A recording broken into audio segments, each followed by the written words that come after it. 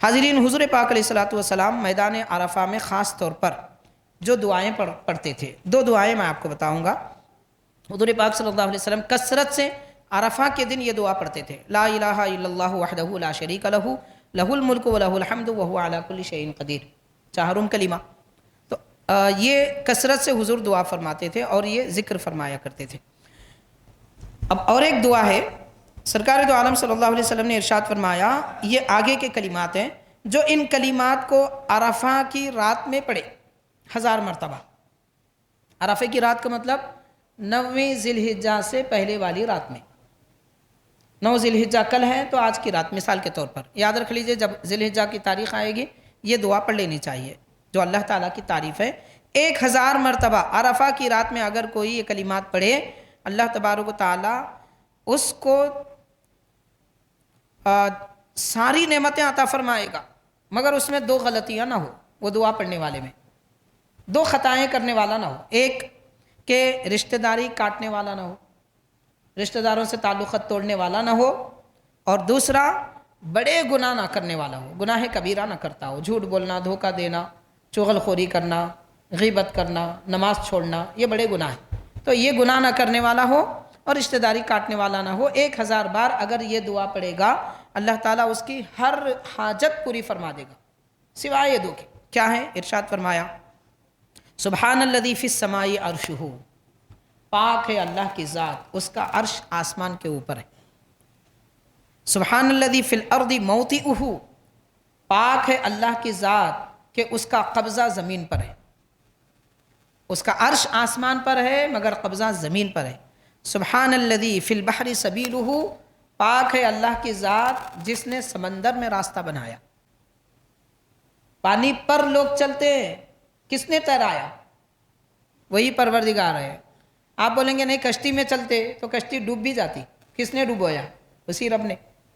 تو شان ہے پروردگار کی۔ پھر سبحان الذی فی النار سلطانہ، پاک ہے اللہ کی ذات کہ آگ پر جس کی سلطنت ہے، یعنی وہ آگ کو حکم دے تو جلا دے، وہی جلانے والی آگ کو حکم دے تو بجھ جائے، گلزار بن جائے، ابراہیم علیہ السلام پر جیسے ہوئی تھی۔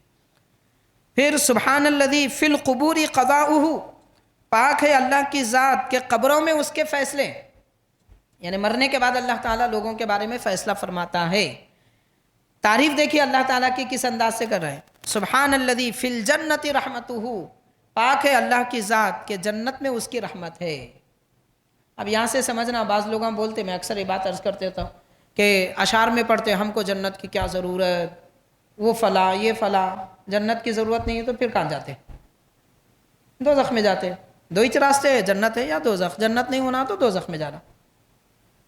تو یہ بڑی بڑی باتیں نہیں کرنا، انبیاء کرام بھی نہیں بولے ایسا، اولیاء اللہ بھی نہیں بولے، نعوذ باللہ۔ آپ کو نہیں بولنے والے 1400 سال کے بعد میں؟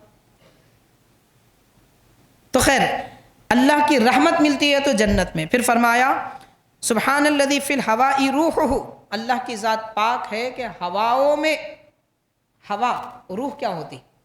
ایک اعتبار سے ہمارے اندر جو روح ہے وہ ہوا ہوتی، سانس نکالے چلی گئی ختم۔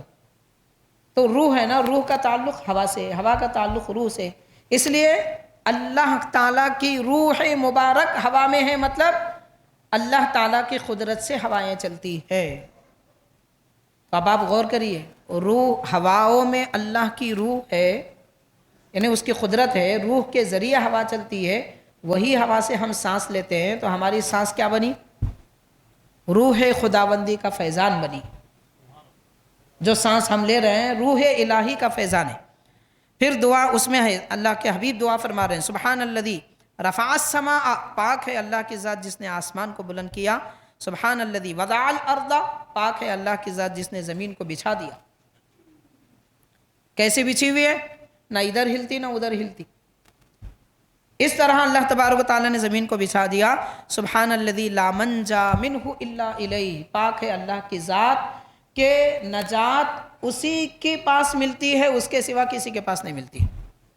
یعنی کوئی آدمی بچ کر خدا سے دور نہیں جا سکتا، رب سے بچنا ہے تو رب کے پاس ہی جانا ہے۔ دنیا میں آپ کسی سے بچنا چاہتے ہیں تو اس سے دور جاتے ہیں، اللہ کی ایک شان، اس کی ایک ذات ایسی ہے، اس سے بچنا ہے تو اسی کے پاس جانا ہے۔ مطلب اس کے عذاب سے بچنا ہے اس کی رحمت میں جائیے، اس کی ناراضی سے بچنا ہے اس کی رضا میں جائیے، اس سے دوری سے بچنا ہے تو اس کی عبادت میں آئیے، پلٹ کر جانا اسی کی طرف ہے۔ یا معاشر الجن والانس ان استطعتم ان تنفذوا من اقطار السماوات والارض، زمین و آسمان کی اے مخلوقات تم کیا سمجھتے ہو اللہ کی قدرت سے نکل کے چیر کر زمین آسمان کو نکل کے تم چلے جاؤ گے؟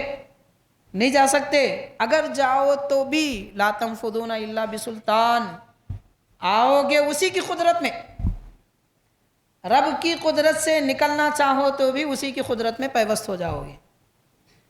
تو گویا کہ اللہ کی رحمت مخلوق کو گھیری ہوئی ہے، اس سے ہٹ کر کہیں جانا نہیں ہے، تو کہیں جانا ہی نہیں ہے تو پڑے رہو اسی کے دربار میں، اسی میں سلامتی ہے۔